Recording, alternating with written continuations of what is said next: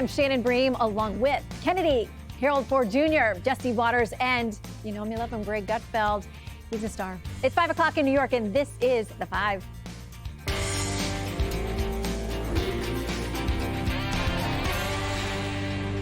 Those that have fled to Illinois or to California, be reminded that the FBI's assistant has reportedly been enlisted, and their powers are not confined to any singular state's boundaries. The gerrymander wars are heating up big time. There was no quorum in the Texas State House today to get those 5 new Republican seats. That's because the 50 Texas state Democrats were a no-show, blowing off the deadline to come back in the face of some pretty serious consequences. $500 a day fines, no more direct deposits, and the threat of arrest, with the FBI apparently now on their tails. California Governor Gavin Newsom is about to hold a news conference with some of the Texas holdouts, following the lead of other blue enclaves, Illinois and New York, even though critics point out those states have way worse gerrymandered maps. However, New York Governor Kathy Hochul still insisting Democrats are the ones who play by the rules. I've never been a hand-wringer on the sidelines. I'm a street fighter from Buffalo, and my blood is boiling over this. And so is the other governors, the other Democratic governors. If we allow the Republicans to get away with what they're attempting to do, this legal insurrection of our U.S. Capitol, then we'll have a generation of redistricted, gerrymandered seats that are skewed against Democrats. And when will we ever get the balance of power, at least in Washington? But the Democrats are about to bring some nukes to this street fight. One of the Texas runaways, State Representative Jean Wu, is likening the situation to a Cold War. This is very dangerous. That everything we're doing right now smacks of the Cold War. And what we're talking about is launching nukes at each other. And ultimately, it will be the American people who are hurt. Democrats have no choice but to respond to this in the same way. If you launch missiles at us, we have to launch missiles at you, and it will never end. 5 new ruby red Republican seats would surely sweeten the pot for President Trump, who has now reached 200 days in office. But critics like Stacey Abrams, not fans. Among the many other vile things that Donald Trump has been called, including tyrant, liar, scam artist, he is also an aspiring dictator, supported and guided like a puppet by a cabal of tech billionaires, Christian nationalists, and xenophobes who all have his ear and understand government a lot better than he does. Jesse, I'm going to start with you. Those are some pretty big accusations, but I didn't hear those words used when Democrats were gerrymandering their states. No, of course not. I love that Republicans finally are playing hardball with direct deposit, because now they're stranded without money. And so how are they going to get money? They're going to have to panhandle in Chicago. You could probably make a lot of money doing that. When a fighter is out on his feet, Harold knows, you knock his ass out. This party is delirious, and the Republican Party has to take full advantage at this point. We have to kick the illegals out of the country, we have to kick them out of the census, and we have to gerrymander to the tilt. Why?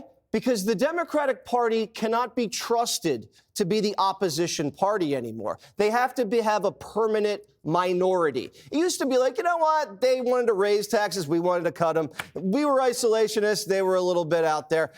It's not like that anymore. This party's dangerous. They're cutting kids' things off, okay? They're doing crazy stuff at the border. We can't have them be a normal party. We have to put them out of their misery.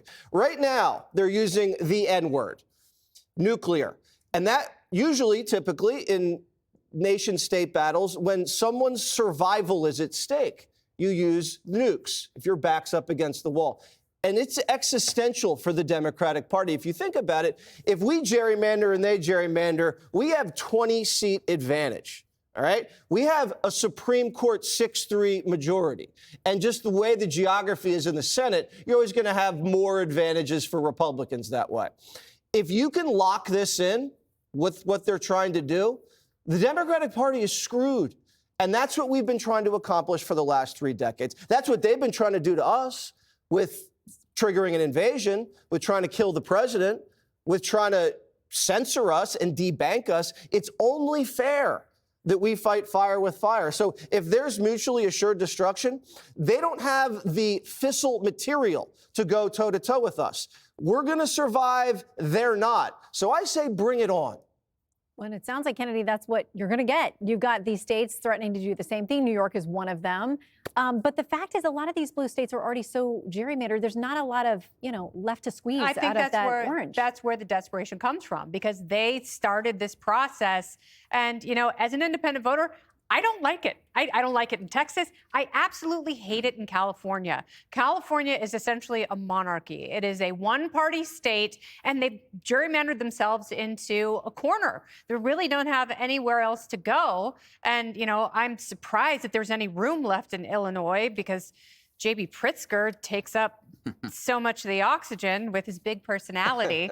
And he's laughably hypocritical when he is trying to shield these poor Texas Democrats when his state is gerrymandered to the point where 44% of Michiganders voted for President Trump, yet they only have a 14-3 representation, Democrats to Republicans, in Congress. And there's something about that it doesn't pass the sniff test, but it's also mathematically dishonest. So, and these people who are up in arms about that, they started the arms race. I never liked it. And then Democrats tried to take the high road in Congress, trying to pass legislation that made it through the House, failed in the Senate, that would end the gerrymandering. And the reason they did that is because they had already blown all their powder. There are no more states where they can push Republicans up against the wall. And I guess the only thing we can do is get rid of the two-party system and invite more parties to come in, because right now it is so factionalized, it is absolutely paralyzed. It does feel like the states are getting deeper red, deeper blue, and that's where we are. And Harold, I know that you're somebody who likes to reach across the aisle on occasion. But as my fellow lawyer on the panel, I got this in my inbox, and it was from the Texas Attorney General, and it said, "I'm suing Robert Francis O'Rourke." And it took me a second to remember that's Beto. So he is using the name. But now we have Democrats saying, like, they're, legal insurrection, they're using the courts. They use the courts every day. Isn't that what we're supposed to do? Good to be back around the table with everybody. So I don't have any issue with every 10 years, once a census comes in any state, you recognize the political configuration and constitution of the partisan makeup of the House and the Senate and whomever the governor may be. And when I was in Congress, there was always an effort to try to really go all out at the beginning of every decade, because that's when the census numbers would come in, and that's when the legislatures would redraw these districts. So gerrymandering in and of itself, as much I agree with Kennedy, I don't like it, but it's legal. The only thing you cannot do when you gerrymander is take race into account. And if you do, the Supreme Court, all liberal appointees, conservative appointees, it's stated in pretty good law. We've seen laws upturned over the last 3 or 4 years, but this is pretty good law. You can't use race as a consideration. The issue here, and where I differ with my pal Jesse here, is this is midstream. They've called a special session in Texas. I tried to say a few days ago on the show, I just think it's wrong. Just because you can do something doesn't mean you should do it. We have a set of rules that we've all lived by, which is 10 years. And Jesse, you can make the point, and Kennedy, and I think Shannon as well, about California not having much room, Illinois. I don't like the way some of those states have done, but at least in fairness to New York and California, they have independent commissions that actually go about doing this. But they sometimes get the gerrymandering thing wrong as well. If we allow this to happen, and we should be clear, this is happening because President Trump has urged them to do it. Now, I don't think if you're the president and you have midterms coming next year, that this is a real projection and declaration of strength and confidence if you need to have Texas try to find you 5 more seats. I'm not one that's for tit for tat, but I got to tell you, if Texas does this, California, New York, and Illinois, it's hard for me to say don't do it for the simple reason that I just think it's unfair what they're doing. If we were at the beginning of the decade and Texas said we're going to redraw these districts, we have the power, I'd say, you know what? They're right. This is how the process works. But to do it midstream, I don't think this is a Cold War. The young man obviously didn't know what the Cold War was about. This is a political fight that will have repercussions for a very long time, because anytime a party in the middle of a decade gets a little more power and is able to call a special session and redraw districts, they'll do it. And I just don't think that's good for the overall body politic. Well, and Greg, there are Republicans who are worried about this too. They're in swing districts and they worry if the blue gets bluer, it's going to, like in New York, they're going to lose a seat. I say just go all out to the very end. You know what? The thing about Trump, there's no such thing as midstream. Like, he comes in, the beginning, middle, and end is completely thrown out the window. It's like, wait, I'm not going to wait another 5 years. I'm only going to be president until 2028. Maybe. This is what I like about this administration, and also his first one, is he turns the lights on, so we learn stuff that we never really paid attention to before. Like, I knew nothing about gerrymandering. Now I'm sick of hearing about it. But I actually kind of know what it is, and that's great. And that is the beauty. Trump shows us how the Democrats have had a free ride on this grift, because we just didn't pay attention to it. It was like something nerds and wonks are obsessed with. Gerrymandering, it's a stupid word. I hate saying it. But then Trump does it. And it's, oh my God, everybody's screaming. And now we get a master's class on it. Everybody's talking about it. We're learning the ins and outs. But then the curse of that is that for the Dems is that we know they've been doing it all along. Remember, Harold, I don't have to tell you this. The Republican Party was created as a response to the Democrat Party. And all this is, that's all we do, is everything that the Republicans do is a response to something the Democrats done.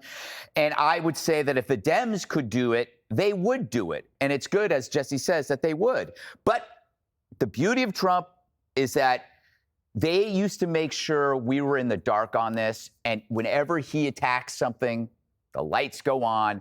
I see a series, Dog the Bounty Hunter, Dems on the Run. After all, they hunted Republicans for the longest time. They went after Trump supporters in the military. They went after parents at school boards, members of churches, censored supporters, as Jesse said, jailed people for wandering the Capitol. Maybe it's time that the hunter become the hunted. The world's most dangerous game. Can I ask you one question? If they do this in Texas, then by your analysis, is it okay if Democrats do it in New York and Illinois and California? Then the Republicans can do it. Yeah. But I'm saying, so. You see what I'm saying? This is payback on top of payback on top of payback, Exactly. which is why our system, and you know what, Harold? which is why our system is crushed by mass. You started it. No, we didn't. Impeached him twice. No. You think that just came out of nowhere? I wasn't there. Yes, you were, Harold. America works. You were here. Up next, the king of late night has a new realm to rule over. Gutfeld rocks Fallon. Boom. You stop and you come over to me and you grab it and you crinkle it and you go, these things will kill you, and you threw it. Click here to subscribe to the Fox News YouTube page to catch our hottest interviews and most compelling analysis. You won't get it anywhere else.